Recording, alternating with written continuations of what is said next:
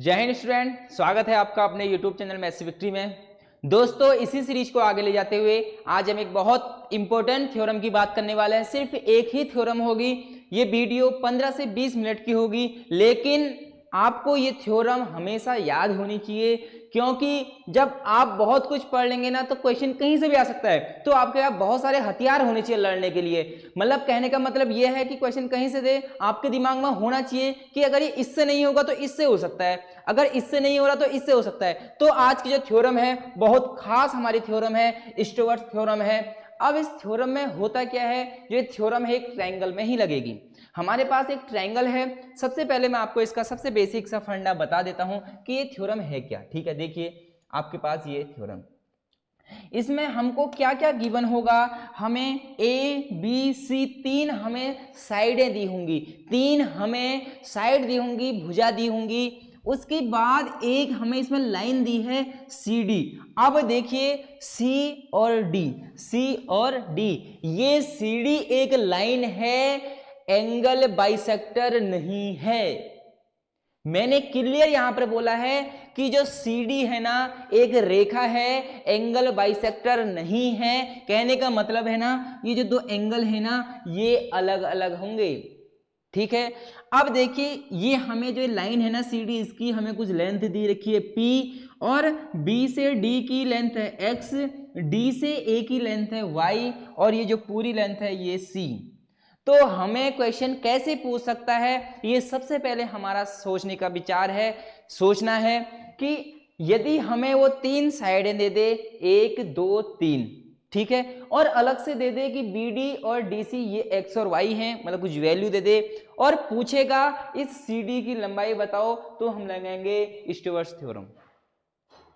Sir ये theorem होती क्या है, हमें इसे रट्टा मारना है, रट्टा नहीं मारना है, समझना है चीजें आप। ठीक है, जब आप चीजों को सीखोगे तो आपको अच्छे से समझ में आएगा। ठीक है, तो स्टार्ट करते हैं। इसका जो फॉर्मूला है देखिए क्या है, जो ये साइडें हैं ना सबसे पहले तो इनका स्क्वायर आएगा। आपको देखिए फॉर्मूले बच्चे भूल जाते हैं कि किसका स्क्वायर, हमेशा जो साइड है ना उसका तो स्क्वायर आएगा, मतलब ए स्क्वायर आएगा। सबसे पहले ए स्क्वायर।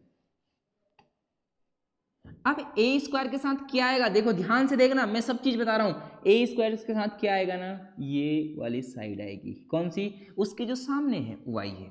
ठीक है, बहुत बढ़िया। प्लस अब हम लेते हैं बी, किसको लेते हैं, साइड बी, तो बी का भी स्क्वायर आएगा। ठीक है, अब बी के साथ कौन सी साइड आएगी, उठाओ बी को और पटक दो किसके साथ, एक्स के साथ, एक्स आएगा, बी के साथ आ गया एक्स। बात समझ में आ गई। इक्वल टू, अब आएगा इक्वल टू, अब कौन सी साइड बची, 1 2, अब बची P, क्या बची P, P square equal to क्या, P स्क्वायर के सामने क्या है C है, ये P स्क्वायर के सामने क्या है C है, तो आएगा P स्क्वायर C प्लस, अब प्लस क्या होगा, x y c तीनों को आपस में इंटू कर देना है, x y और c तीनों को आपस में क्या कर देना है, इंटू कर देना है।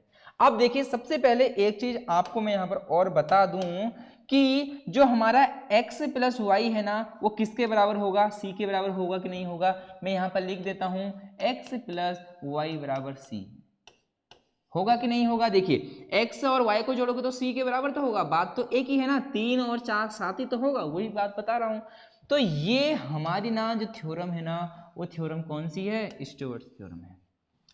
ठीक है, सिंपल सी थ्योरम है। आपको क्या करना है, ये फिगर बनाना है, और जैसे मैंने आपको याद कराया है ना, साइड हमने लिया ए के, ए स्क्वायर के सामने क्या है, वाई है, वाई आ गया, बी स्क्वायर के सामने क्या है, एक्स है, तो एक्स आ गया, पी का स्क्वायर करना है के सामने क्या है, सी है, और उसके बाद प्लस करके एक्स वाई सी तीनों को आपस में इंटू करके लिख देना है। ये थी हमारी स्टुअर्ट थ्योरम। अब इस पर क्वेश्चन पूछ सकता है। ठीक है, क्वेश्चन हमसे पूछ सकता है, ये 3 है, ये 4 है, ठीक है, ये 7 है, सॉरी इसको 7 नहीं, इसको कुछ और कर देते हैं क्योंकि यहाँ 3 और 4 पहले से मैंने लिखा हुआ है। ठीक है, इसको मैं लिख सकता हूँ, कुछ भी लिख सकता हूँ, इसको मैं 10 लिख देता हूँ, और ये 6 है और ये 4 है, क्योंकि 6 और 4 10 ही तो होगा, होगा कि नहीं होगा। और b बराबर 4 है, a बराबर 3 है, तो पूछेगा p की वैल्यू। वो साफ साफ क्वेश्चन में लिखेगा ए बी सी एक ट्रायंगल है, ए बी सी एक ट्रायंगल है, ठीक है। उन भुजाओं का नाम देगा कि बी सी इक्वल टू 3 और ए सी इक्वल टू 4 और ए बी इक्वल टू 10 बोलेगा सी से डी तक की दूरी हमें निकालनी है। सी बोलेगा सी से एक लाइन खींचकर कहाँ पर जाती है, बी और ए पर एक लाइन जाती है, ठीक है। और बोलेगा उस लाइन की हमें लेंथ बतानी है और हमें अलग से देगा कि बी डी और डी ए 4 और 6 हैं। तो क्वेश्चन में अप्लाई कैसे करना है, देखिए मैंने बोला इसका स्क्वायर 3 का स्क्वायर 9, 9 गुणा 4, 3 का स्क्वायर, ठीक है। ए की जगह देखिए क्या है 3 है, वाई की जगह कितना है 4, प्लस बी का स्क्वायर, बी कितना है 4 है, 4 का स्क्वायर, ठीक है, ये इंटू है, इंटू एक्स, एक्स की जगह कितना है 6, बराबर पी स्क्वायर हमें क्या करना है, फाइंड करना है सी, सी की वैल्यू कितनी है 10 है, ठीक है, 10 इंटू 10, प्लस एक्स की वैल्यू कितनी थी, एक्स की वैल्यू कितनी थी 6 थी, वाई की वैल्यू कितनी थी 4 थी, सी की वैल्यू कितनी थी 10 थी। अब आपका काम क्या है, इसको सॉल्व करना है। क्या आप लोग इसे सॉल्व नहीं कर पाएंगे? आप हैं स्टूडेंट मेरे और आप इसे आसानी से कर लेंगे।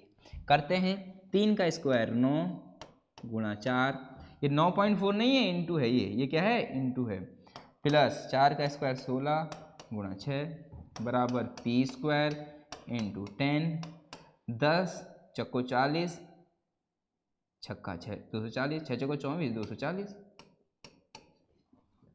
9 चक्को 36, 6 चक्का 36 के 6 16 छक 96 बराबर पी स्क्वायर इंटू 10 प्लस 240। होगा कि नहीं होगा? अरे होगा कि नहीं होगा? होगा, बिल्कुल होगा। 6 6 12 1 और ये 132। आप जब इन दोनों को जोड़ोगे तो 132 आएगा, 240 इधर आएगा तो माइनस का हो जाएगा, बराबर पी स्क्वायर गुणा 10। अब माइनस करोगे, देखिए यहाँ पर क्या आ जाएगा 8 आएगा, यहाँ पर क्या आएगा 8 आएगा और यहाँ पर आएगा 108। क्या ये हमने सही करा है? बिल्कुल सही करा है। माइनस का आएगा बराबर पी स्क्वायर इंटू 10। 10 यहाँ आके किस में चले जाएगा, बट्टे में चले जाता है, ये आपको पता होना चाहिए। इंटू में अगर बराबर के इधर आएगा तो किस में चले जाएगा, अपोन में चले जाएगा, 108 बट्टे 10 बराबर पी स्क्वायर। आप लोग यहाँ से पी की वैल्यू निकाल सकते हैं। यहाँ से जब स्क्वायर हटेगा तो यहाँ क्या लग जाएगा, रूट लग जाएगा। मैं हमेशा आपसे बोलता आया हूँ, मैं कहीं से क्वेश्चन अपने कहीं से उठा के नहीं लाता हूँ, अपने हाथ से क्वेश्चन बनाता हूँ, तभी ऐसे आंसर आते हैं। आप हमारे हर एक वीडियो में आते हैं तो आप कहेंगे सर हमारे आंसर तो, आपके आंसर तो क्या है, अनोखा ही है। आपके आंसर क्या है, बहुत ज़्यादा अनोखा है। लेकिन अनोखा इसलिए होते हैं कि मैं आपको समझाता हूँ कि ऐसे ऐसे क्वेश्चन बन सकता है और आपके सामने क्वेश्चन बनाता हूँ तो आंसर निकालता हूँ, ठीक है। यदि मैं कहीं से क्वेश्चन उठा के लाऊं तो उनका आंसर एकदम परफेक्ट रहेगा, ठीक है। यदि आप प्रीवियस ईयर लगाएंगे ना तो वहां आंसर आपका एकदम क्या आएगा, परफेक्ट आएगा। इससे आपको टेंशन लेने की जरूरत नहीं है, ठीक है। आप लोग इसको नोट करें, आप लोगों ने ये नोट कर लिया होगा। अब यदि देखिए इस पर कंडीशन बन सकती है, आप सोचिए यदि सर ये 3 है, अगर ये भी 3 आ जाए, दोनों 3 3 हो जाए, तो मैं आपसे कहूंगा ये तो समद्विबाहु त्रिभुज बन गया जिसकी दो साइड इक्वल होती हैं। ये तो क्या बन गया, समद्विबाहु त्रिभुज बन गया, ठीक है। आइसोसेलेस ट्रायंगल बन गया। आप बोलोगे सर आपने बात तो सही बोली, क्या सर इसका भी कोई फॉर्मूला होता है? मैंने बोला फॉर्मूला तो नहीं होता है। क्या हम बना सकते हैं? ट्राई हम करते हैं, आप भी यही मैं भी यही, और ट्राई हम करते हैं। अगर ट्राई करने में कुछ जब हुआ नहीं, कुछ हमारा जा नहीं रहा है, कुछ ना कुछ सीखने को ही मिलेगा, तो अब हम करते हैं ट्राई। यदि ये आइसोसेलेस ट्रायंगल बन जाए, मैं इसे साइड पर यहाँ पर कर रहा हूँ नोट, आप लोग उसको नोट अगर आपको करना होगा तो आप लोग नोट कर सकते हैं। शायद ये आपको अच्छे से दिख रहा हो, विजिबल हो। अगर नहीं भी होगा तो अभी मैं बाद में आपको पूरा अच्छे से समझाऊंगा, ठीक है। अब हम चलते हैं, यदि यही क्वेश्चन क्या बन जाए, यदि यही ट्रायंगल क्या बन जाए, आइसोसेलेस ट्रायंगल बन जाए, ठीक है। यदि यही ट्रायंगल क्या बन जाए, आइसोसेलेस ट्रायंगल बन जाए। आपने बोला ठीक, मैंने बोला ये ए हो गया, ये बी हो गया, ये सी हो गया, ठीक है। ये देखिए ये ए हो गया, ये बी हो गया, ये सी हो गया, सी से हमने लंब खींचा हुआ है जिसका नाम हमने दिया था, क्या दिया था, जिसका नाम क्या दिया था, डी दिया था। ये यहाँ से यहाँ x हो गया और यहाँ से यहाँ क्या हो गया, y हो गया, और ये हमारा क्या हो गया, p हो गया। अब आपने कहा सर हम इसको बनाते हैं आइसोसेलेस ट्रायंगल। अब कंडीशन है किसके लिए, आइसोसेलेस ट्रायंगल के लिए, समद्विबाहु त्रिभुज के लिए कंडीशन है यदि समद्विबाहु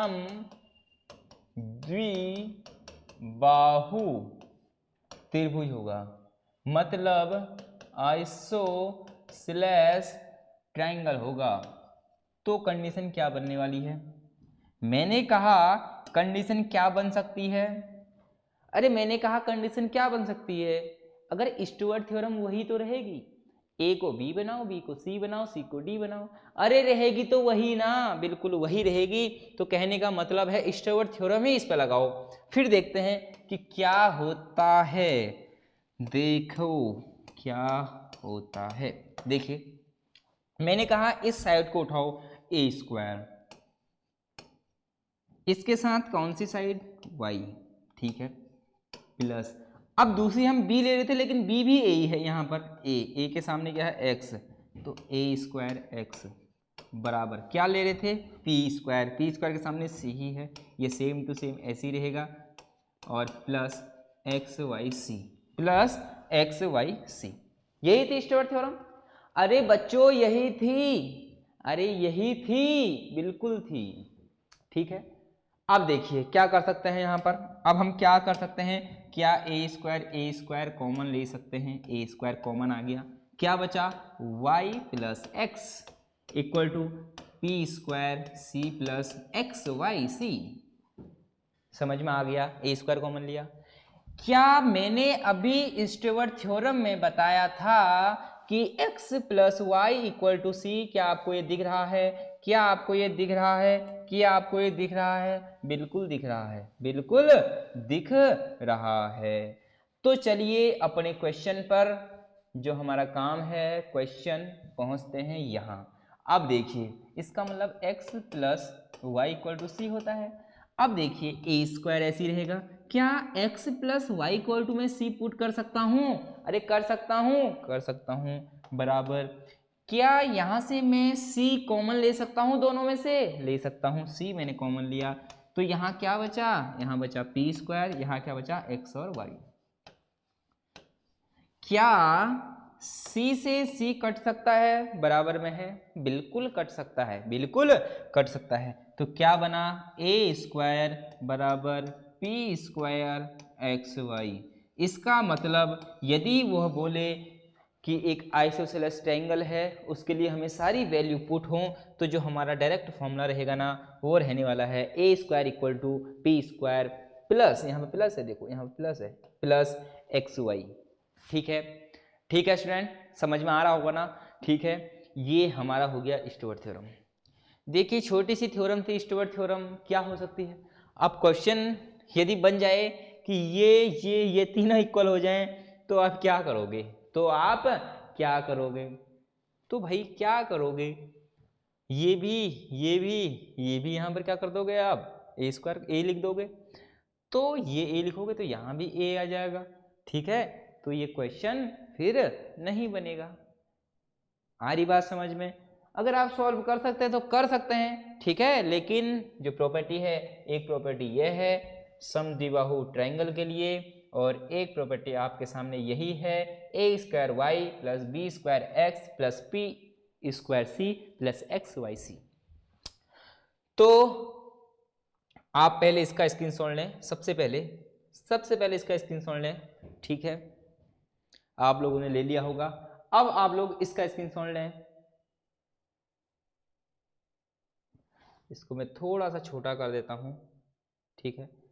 अब आप लोग इसका स्क्रीनशॉट लें, आप लोगों ने ले लिया होगा।